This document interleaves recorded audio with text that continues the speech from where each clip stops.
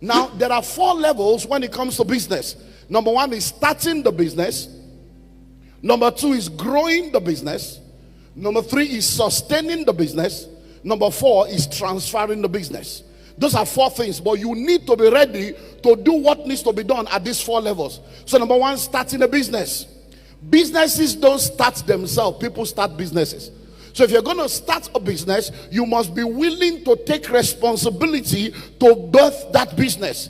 A lot of people have the capacity to start a business. They have the competence to start a business. They have the desire to start a business, but they don't have the courage to start it. And until you start, you have not started. So many people want to start, but fear of the unknown, fear of uncertainty, fear of the future makes them not to start. But you need to understand that until you start, you have not started.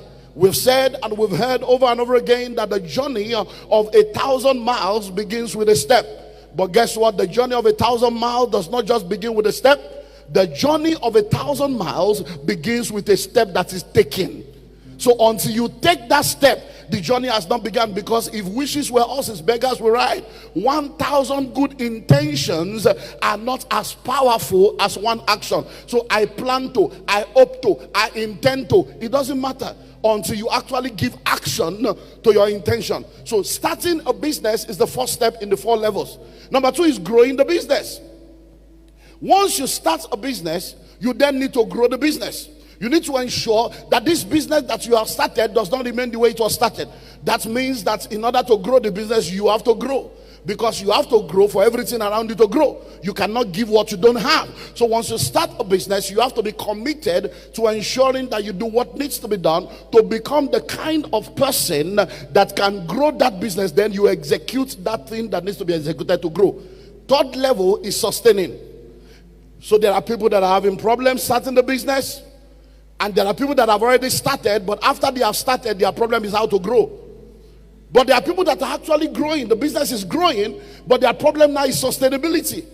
They've started the business is growing, and sometimes they don't understand. Well, this thing is growing, customers are coming, we might need to do this, we might need to do that. So they are confused. How do I sustain this thing for the next 10 years, 20 years, 30 years, 40 years? How do I sustain it? So their problem is sustainability. How do I sustain the business to ensure that this growing business is sustained for decades, even until I've gone? Because when you study the marketplace, you realize that over 80% of businesses fail in the first 5 years. And when you start a business, you find out that the life cycle of that business is 5 years, 80% of the time.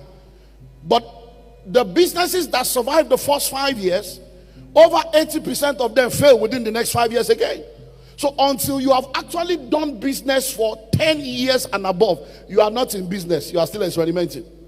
Until you have been able to survive the politics, the policies, and the peculiarities of your environment for a decade and above, then you can say, okay, I'm in business. So you need to understand that in order for you to be all that you need to be, you need to know how to navigate all these different levels. Starting it, growing it, sustaining it. The 4th level is transferring the business. Listen and listen well. The God that we serve is a generational God. See, I'm the God of Abraham, the God of Isaac, and the God of Jacob. God thinks in generation. A good man leaves an inheritance for his children's children. Everything that God does, he does with generations in mind.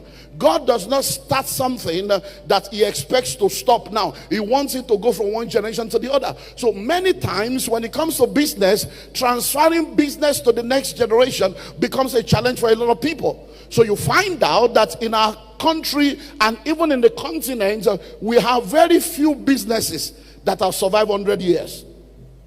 We have very few businesses that have survived 50 years. We have very few businesses that have survived the founder.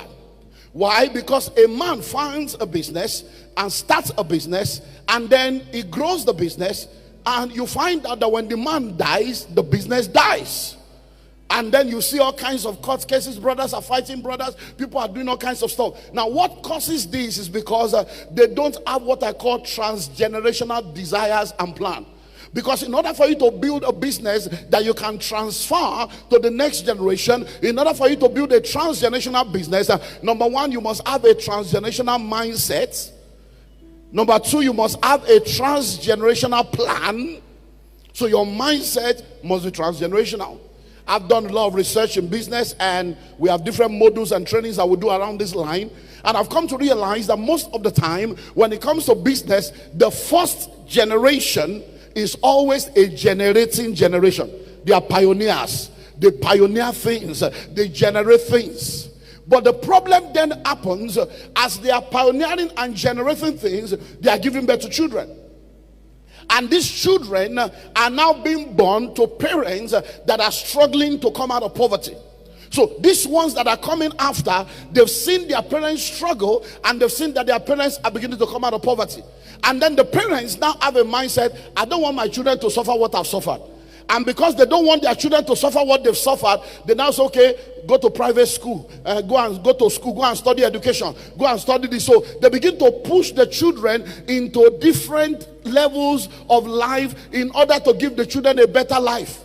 What now happens is that these children, second generation now, that are born to the pioneering parents, now come up with a maintenance mindset.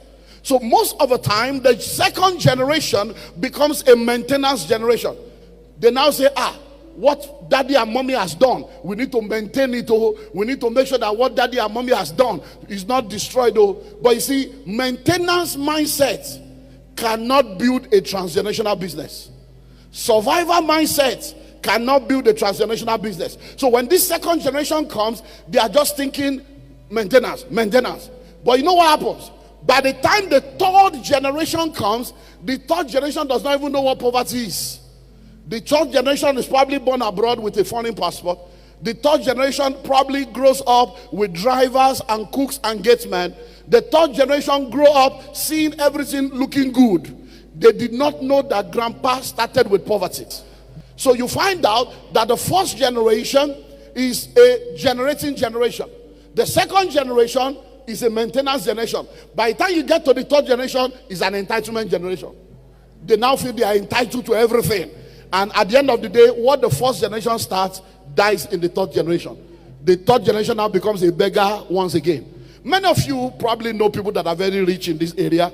They used to be very rich, but today their grandchildren are poor, selling all the property to smoke, selling the property to do runs, selling the property to carry women. But their grandfather had lands and houses and all kinds of stuff.